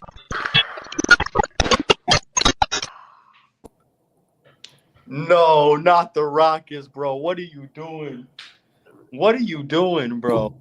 At least they got rid of. Oh my God! Got rid of Jalen Green. This is gonna do nothing. This is gonna do nothing at all. This is nothing to me. What a dumb trade. Hey, in the same show that I was saying Book is getting traded first, KD gets traded first. Wow, KD really got sent packing. Why would you go to the Rockets? What are you doing? It may be Udoka. I don't know. Maybe he sees something there. Oh my, that's nothing there. Jalen Green. That's such a fucking horrible trade.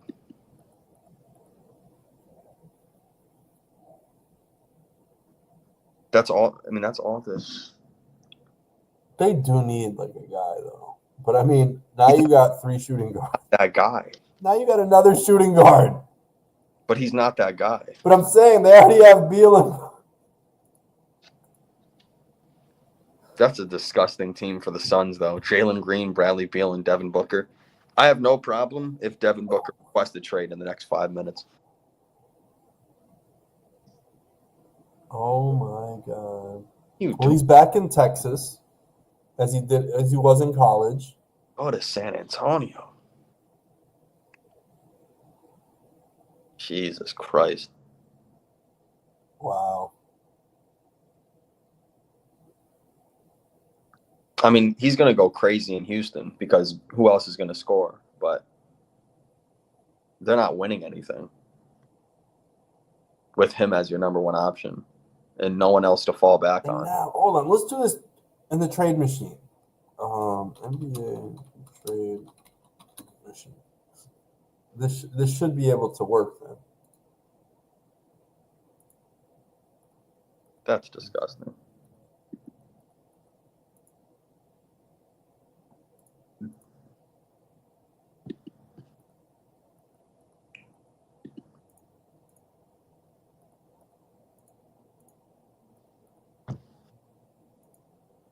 And number 10. 5 second rounders. 5 second rounders? That's what Sham said.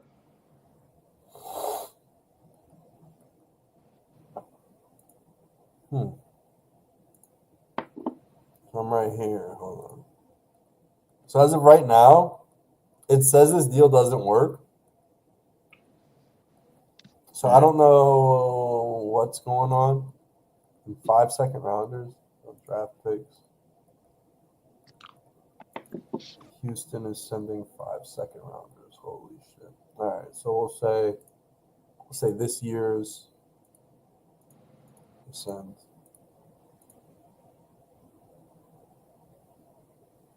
Why Houston? God. That's 4 second rounders. Let me see this. Okay. So this is the trade lined up. I don't know why it fails. Maybe this is because you can't force paying the second apron or going into the tax. I don't know why. But apparently this works in real life, but doesn't work on the machine. This is what it would be. Kevin Durant, and it's Dylan Brooks, Jalen Green. The money almost matches.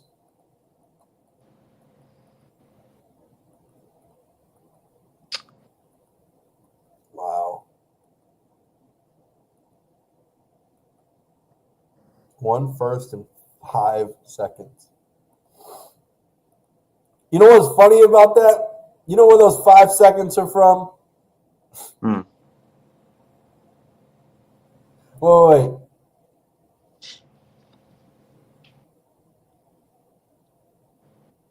Oh, they're sending the 5. Never mind. Because remember when Phoenix got 5 seconds for trading Jay Crowder? Oh, yeah.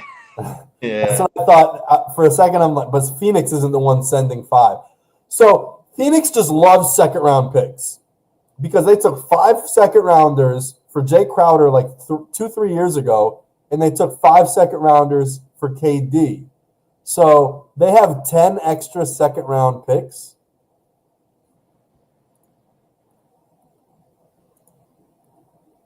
Unless they traded them. Why Houston? Oh my God. Well, yeah, that's it right there. Sham's bomb.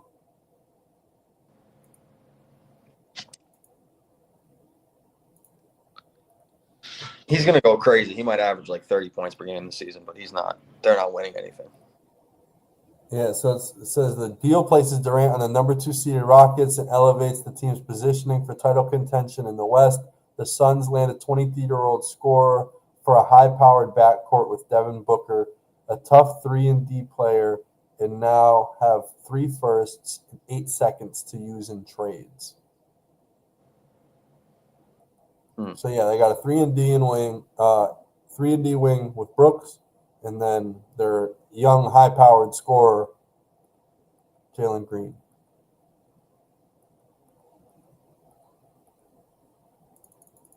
Wow.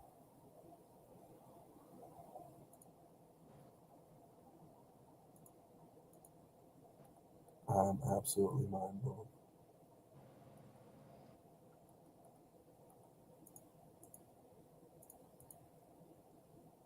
So Phoenix is done, right?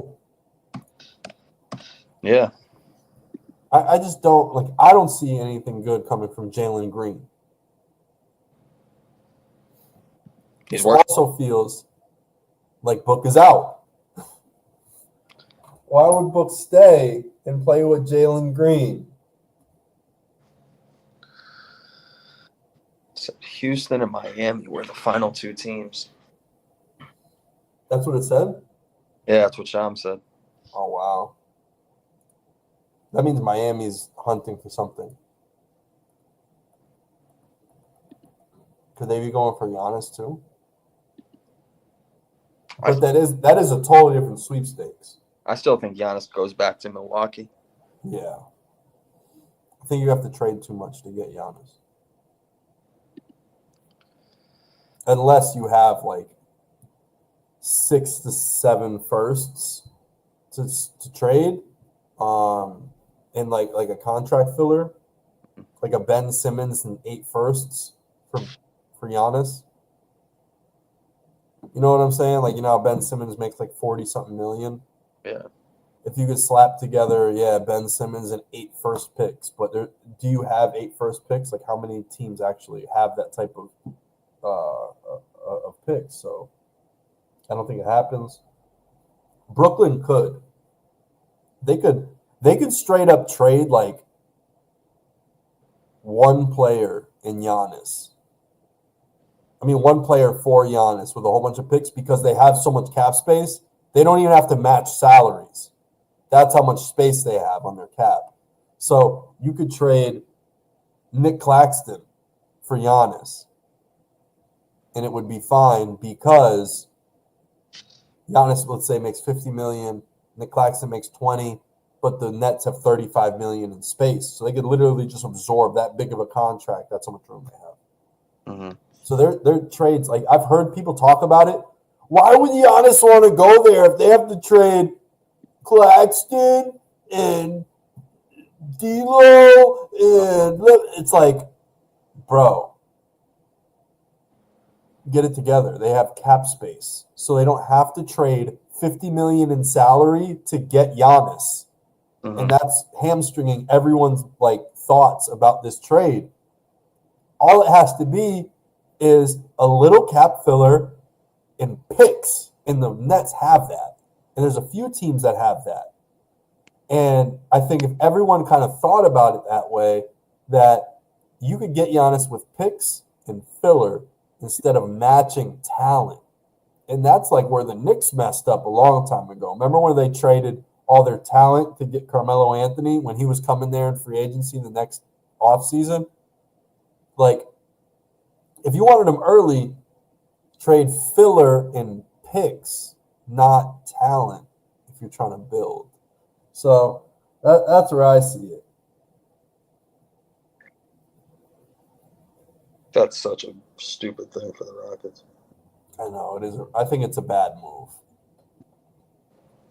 Because who's your other guy? Unless there's another guy, and I will say, KD seems to move with people. Yeah, like how long? He's not going to Houston by himself. Yeah, you don't know. You think he's going there to play with Reed Shepherd? Yeah, I mean, you don't know how long he's going to last on the Rockets either. It's just, I don't know. I don't like this at all for the Rockets. I really don't.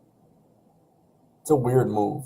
I mean, for the Suns, right? I mean, getting Jalen Green and Dylan Brooks doesn't move me, but you get the 10th pick. You're getting 5 second-round picks. So at least you have something for the future, the plan for the future. But Durant, I mean, he could be gone next season. You don't know. Right. And Durant, he could request the trade. It's not like it's the first time he's done this or he's going to explore other options. I think that's a huge gamble for the Rockets, taking a 36-year-old Durant, who hasn't really fallen off at all. I mean, a little around the rim. He stopped going to the rim last year. But he's looked great. But I think as the team stunk and he didn't want to play or was like less motivated to really win. I think he knew what it was. But, I mean, 50 52.7% from the field, 43% from three, 83.9% from the free throw line, averaging 26.6, damn near 6 rebounds, 6 assists. No, 6 rebounds, 4 assists, over a block a game. He's still producing. I mean, he's still putting up fantastic numbers, but the drop off has got to come at some point. But I would still think he's going to go nuts this year with the Rockets, because who else is going to really put up big scoring numbers?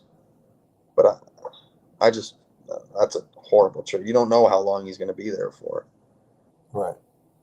I mean, you got to maybe try to get some of his friends or get some people he likes around him, have a good supporting cast. Oh, well, I thought we lost you for a second. But that's it. Yeah. I just don't see how that's going to last. Yeah, me neither. And I think the Phoenix team's going to be a little weird. But who knows? It might work out. And then you got D-Book and Jalen Green. Oh, my God. The defense is going to be great. That's what I like. You get Jalen. I can't stand Jalen Green already. That's Put him on an expansion team already. right. Please. Like Vegas, Seattle. Some team just take Jalen Green. Right. Yeah, to me, the Rockets got fleeced. You gave up all that. At the same time, they didn't. Like, a piece of me thinks you actually opened this up for your wings. You got rid of Dylan Brooks, who you paid a lot of money for, and Jalen Green. You got them out. Jalen Green obviously wasn't an efficient player. Isn't really translating to what they want to do. I really don't think he's that good of a player. I've always said he wasn't even the best shooting guard in his class. I've said it from draft night. I've said it even to this day. I've never changed from draft night and on. Cam Thomas is a better shooting guard than him. Well, he was useless in the postseason too. Right, literally useless in the postseason. And what I'm saying is, like, this guy isn't that good. So they're essentially not losing. They're losing an overrated shooting guard and a 3-and-D wing who I don't know if the D is going to stay there as long as people think it will, because I think he's getting older. And they all slow down. And we've seen this. And he takes terrible, reckless shots. And Dylan Brooks has terrible habits. So you have two guys who are inefficient and play reckless as fuck and sloppy. Jalen Green, Dylan Brooks, sloppy. You get rid of them. Now you open it up more for Tari Eason, Cam Whitmore, Jabari Smith now can play with KD and do different things and complement KD. So I like the situation. I actually think it's going to benefit the team having more Tari Eason and less Jalen Green, having more Cam Whitmore and less Dylan Brooks. So, yeah, sign them up. I actually think this was like an addition by subtraction. You get rid of these people and you become better. They're like bad apples that spoil the bunch. And I actually think getting rid of Jalen Green and getting rid of that mindset and painting his nails and getting Drea pregnant, get him out of here. Get him out of here. He's crazy. He's cooked. That's what it is. Jalen Green's cooked. And I ain't going to apologize like Bill Simmons. That's crazy. Wow. Bill should have never apologized. That was the funniest, most awkward podcast ever. Wait, you know what I'm talking about? It was during Jalen Green's rookie year, and they were talking about who makes all-rookie team. And he was making his all-rookie team, and he said his 5, and someone goes, "No Jalen Green?" And he goes, "Fuck Jalen Green." And then everybody on Twitter was like, "Dude, you can't say that. Like, that's a human being. Like, you're evil. You're so rude." This and then it goes into this whole virtue signaling thing of being a bad person and being immoral and all this stuff. And basically, Bill Simmons had to bring Jalen Green on his show and like apologize and saying like, "I'm sorry, I said fuck Jalen Green. I wasn't saying it like that." Yeah. on this whole thing. But in reality, fuck Jalen Green. Honestly, and that's what the Rockets said. Fuck Jalen Green. Man, Yep. I think it's a horrible move by the Rockets, but we'll see. Me too. I think it could be a bad move because you gave up the 10th pick too. That's the part this year that I don't like. But I do like that for Phoenix, which I think is really good for them. Good for them that they get to join. They got six. They got 6 picks. Well, 6 second-round picks. Well, 5 seconds. 5 seconds, and then this year's first. Yeah. This year's first is a lottery pick. It's the 10th pick. Right. And the 10th pick this year, here, let me give you guys a sneak preview. I showed y'all a little bit last week. I'm not going to show y'all what my board is now, but I'll tell you who the 10th pick is. So at 10, I had Colin Murray Boyles. So now this is going to Phoenix. Let's see. All right. So Colin Murray Boyles, real defensive stud at South Carolina. Really just locks up. Kind of like a Millsappy type of player. I like him, though. Plays a lot of defense. Good connector. Can't shoot a damn right now. Shooting like 27% from 3. So that's the one problem with him. But big dude for being at 6'8", really long wingspan, about 7'2". And yeah, just really plays solid defense. He's a really good player. Can slide his feet. I think he's smart. Wish he was a little faster. Wish he could shoot. But hey, he'll be perfect. But that's what I have at 10. Colin Murray Boyles. I gave him Paul Millsap, Draymond Green, Taj Gibson. That's kind of the area you're looking at with him. You're the best of the best, the highs are Draymond. You're aiming for a Hall of Fame stretch small big. Mm-hmm. But then most likely, you're falling in the Taj Gibson region where you get a really nice, hard-working power forward who could maybe eventually go into a center later in his career. Hard worker, good defender, crashes glass, moves the ball, doesn't become a ball hog or anything. And then Millsap would be like the in-between of Draymond and Taj. And if he could really find his offense is what you get with Paul Millsap, is that offense is translating from college to the pros. Because Paul Millsap, out of the 3, out of Draymond, Taj, and Millsap had the most offensive game. Mm-hmm. So if he could translate some of the inside stuff, inside 12 feet, if he could figure that area out on a pro level, then I'd say I think he could transition to like a nice Millsap with Taj Gibson shades. But a good idea of what he was in college is Draymond. That's what he does for his team. He acts as the facilitator, the offensive hub, and he's a small ball 5. He plays up, plays well, and switches well as well. But other than that, that trade really came out of nowhere. Mm. Still blew my fucking mind. You wore the Rockets hat. It's red and yellow like the Rockets. Your whole fit, you got the Rockets fit on. Red shirt, red and yellow hat. I knew it was the Rockets the whole time. You did. I knew it. You felt it in your bones. It was the Rockets. Yeah. Well, is there anything else? Get ready for the Andrew Nembhard game tonight. Andrew Nembhard game, you're calling it. I'm calling the Chet game 7. Take Number the over. 7 for Chet. Take the over on Nembhard, 10.5 points. Easy. Over on Nembhard. Are we going over or under on the Shea 33? Under. Under 33.5. Under. Yeah. Game 7, NBA Finals. This is why we do it. Thanks for tuning in, guys. Peace. Adios.